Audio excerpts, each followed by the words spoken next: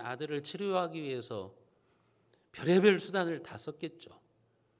뭐 좋은 병원 갔을 것이고 좋은 의사 찾아갔을 것이고 별의별 방법을 다 썼을 거예요.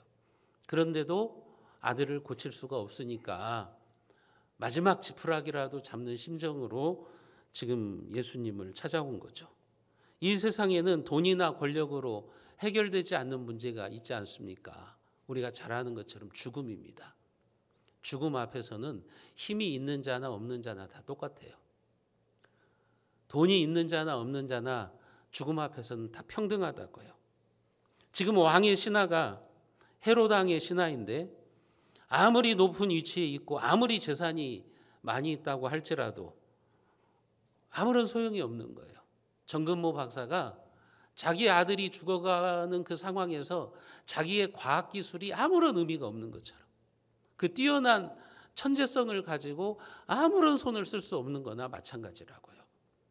죽어가는 아들을 바라보면서 이 아버지는 혹시 예수가 내 아들을 살릴 수 있지 않을까 하는 그런 심정으로 찾아온 거죠. 와서 하는 말이 뭐예요? 내 아들이 죽게 되었습니다. 내 아들이 죽게 되었습니다. 여러분, 이 사람의 고백이 우리 시대의 절망을 대표하는 고백이죠. 희망을 상실한 외침이죠. 더 이상 기대할 것이 없다고 하는 고백이죠. 여러분들이 지금 이런 고백을 하고 있지 않습니까? 더 이상 희망이 없어요. 희망을 상실했어요.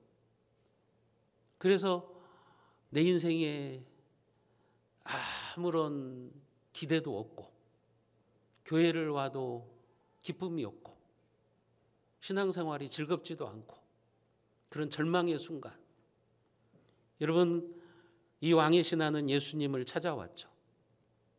그러나 그것은 축복의 발걸음이 되었어요. 왜냐하면 아들이 죽을 병에 걸린 것이 왕의 신하에게는 예수님을 만나는, 구원자 예수님을 만나는 계기가 되었기 때문에 그런 겁니다.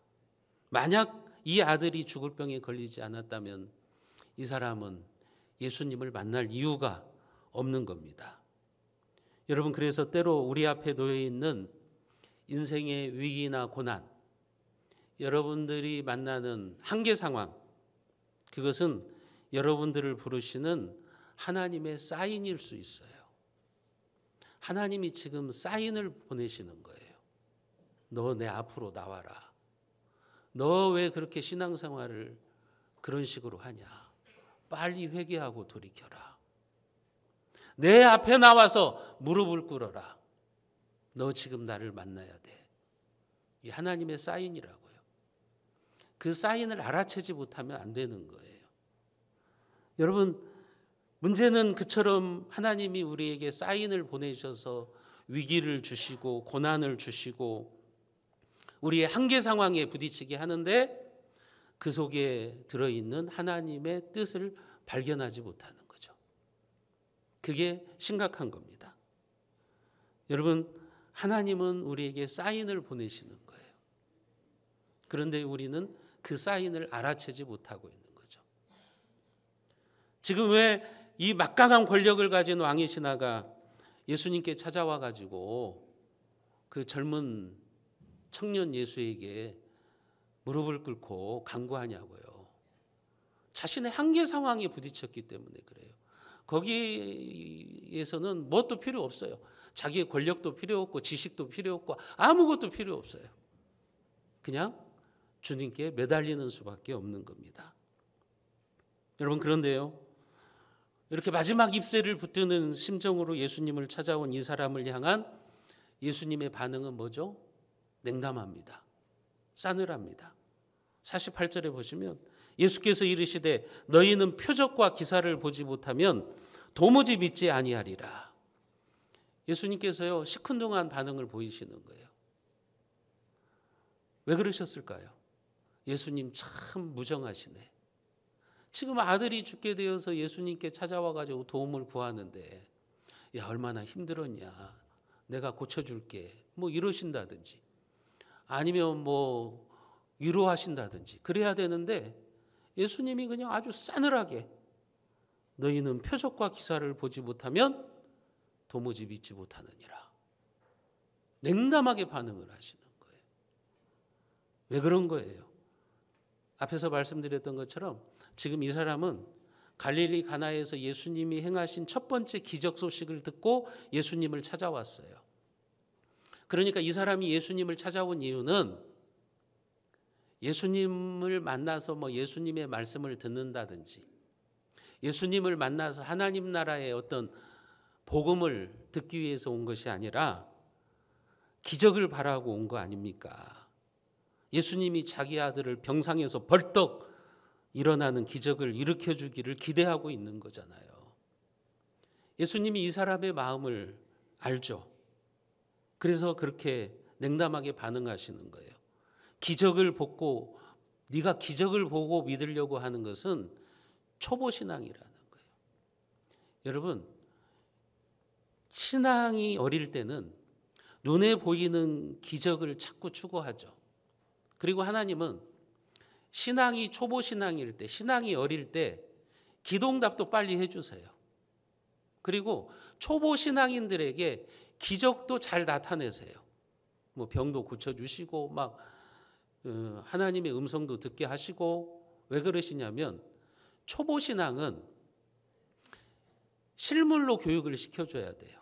어린이들도 아직 지능이 발달하지 않으면 뭘 해야 돼요? 실물 교육을 해야 돼요. 눈에 보이는 교보제를 가져다가 가르쳐 줘야 된다고요. 사과 5개 놓고 여기 사과 5개에서 하나를 먹었어. 네가 하나를 먹었어. 그럼 몇 개 남아? 이렇게 눈에 보이는 실물 교육을 시키는 거예요. 그런데 이제 이게 머리가 지능이 자라나면 그런 거 필요 없잖아요.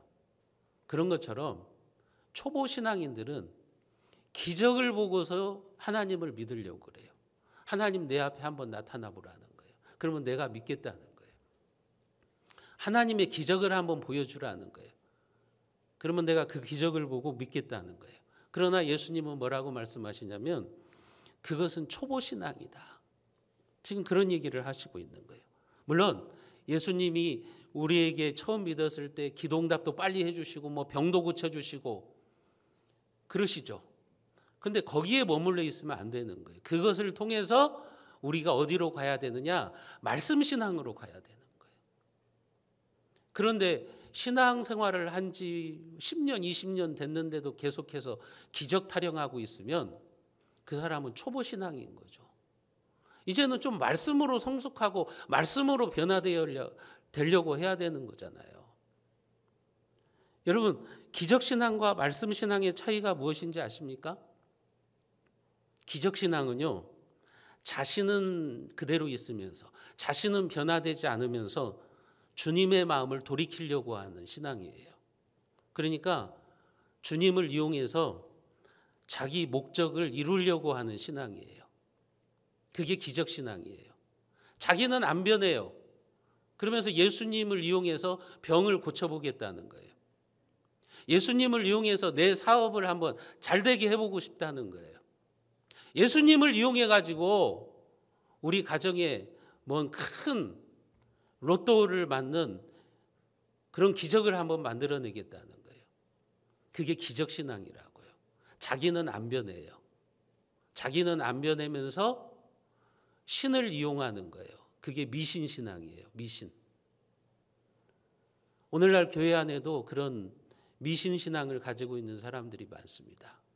자기는 안 변합니다. 수십 년 교회를 다녔는데도 자기는 안 변하면서 하나님을 이용해서 자기의 목적을 이루려고 하는 사람. 그게 기적신앙이라고요. 그런데 말씀신앙은 뭔지 아세요? 어떤 상황 속에서도 말씀에 순종하는 거예요. 내가 변하는 거예요.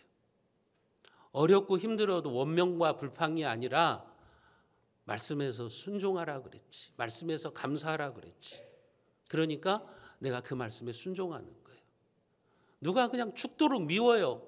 그 사람만 보면 분노가 일어나요.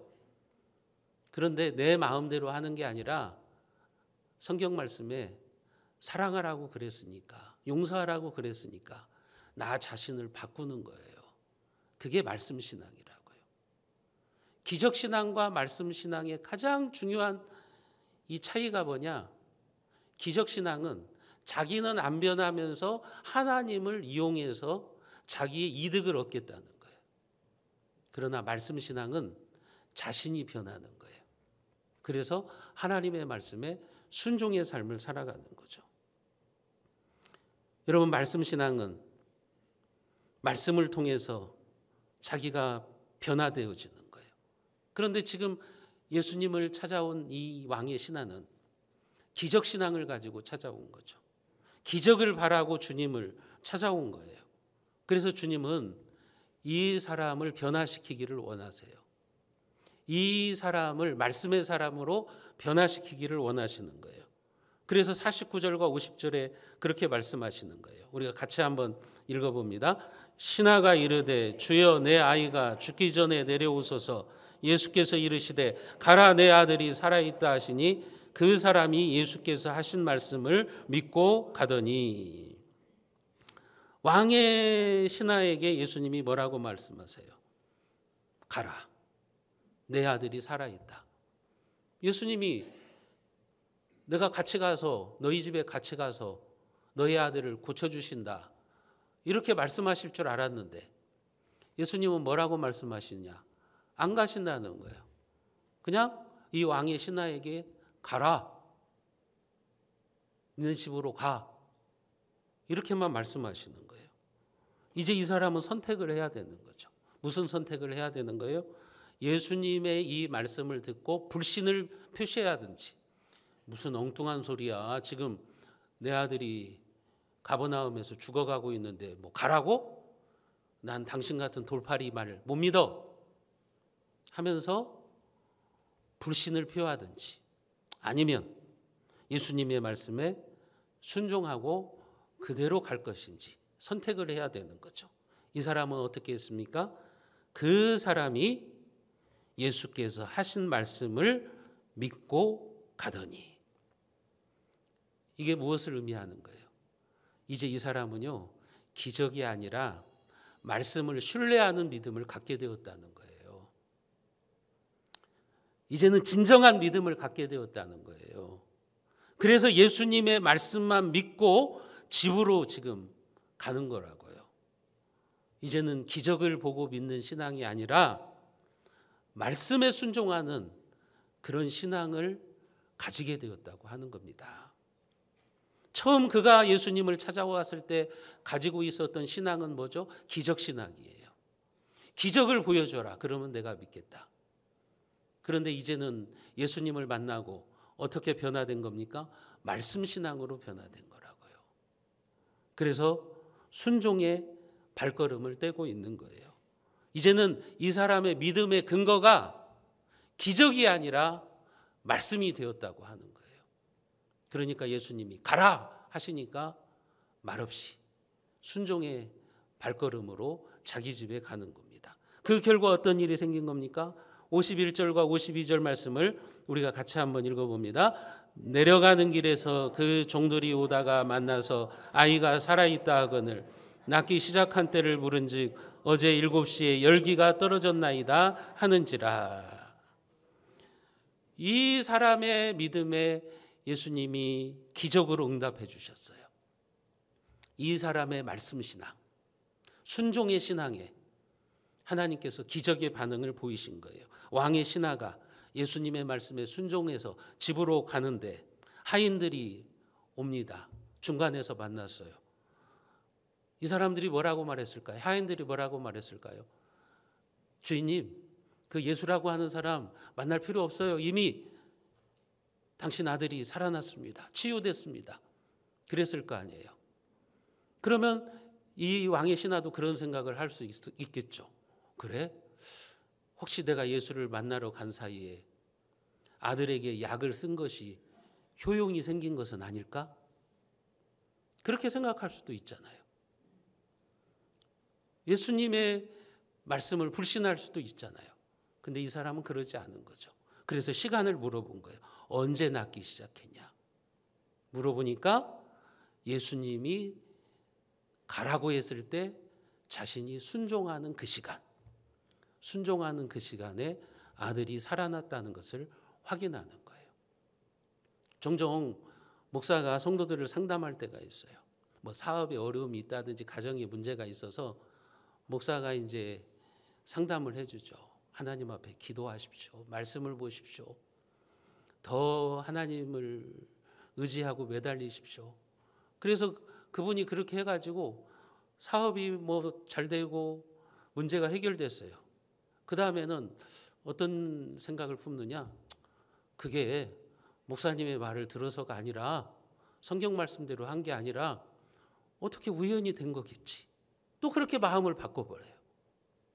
그러니까 진짜 믿음을 갖지 못하게 되는 거예요. 그런데 이 왕의 신하는 그렇게 하지 않은 거예요. 아, 내가 순종하는 그 시간에 주님께서 내 아들을 살리셨구나. 여러분, 이게 최초의 지금 원격 진료라고요. 34km나 떨어져 있는데 예수님이 말씀만 딱 하시니까 딱 살아나잖아요. 이게 말씀 신앙의 우리 주님께서 보여주시는 기적인 거죠. 여러분, 오늘 우리의 삶에도, 여러분들의 삶에도 주님의 능력이 나타나기를 원한다면 여러분들이 기적을 바라기 전에 먼저 내가 하나님의 말씀에 순종하고 있는지를 한번 점검해 보시라고요. 축복을 기도하기 전에 내가 먼저 순종의 삶을 살고 있는가, 그것을 확인해 보셔야 되는 거예요. 오늘 본문을 통해서 우리는 알게 돼요. 하나의 공식을 발견하게 돼요. 믿음 플러스 순종은 하나님의 기적. 여러분, 여러분들의 삶에 이 순종의 기적이 일어나기를 주님의 이름으로 축복합니다. 이렇게 예수님의 말씀에 순종하여서 자기 아들이 살아나는 사건을 보면서 이제 이 기적을 통해서 이 왕의 신하는 사인을 알아챈 거예요. 어떤 사인을 알아챈 거예요? 이 예수라고 하는 청년은 이게 단순한 인간이 아니구나. 이게 치유자일 뿐만 아니라 이분은 메시아이구나. 신적 능력을 가지고 있는 메시아구나. 우리의 죄의 문제를 해결할 수 있는 구원자가 되시는구나. 그것을 알아챈 거예요. 그래서 그의 가족이 모두 예수님을 믿게 됩니다.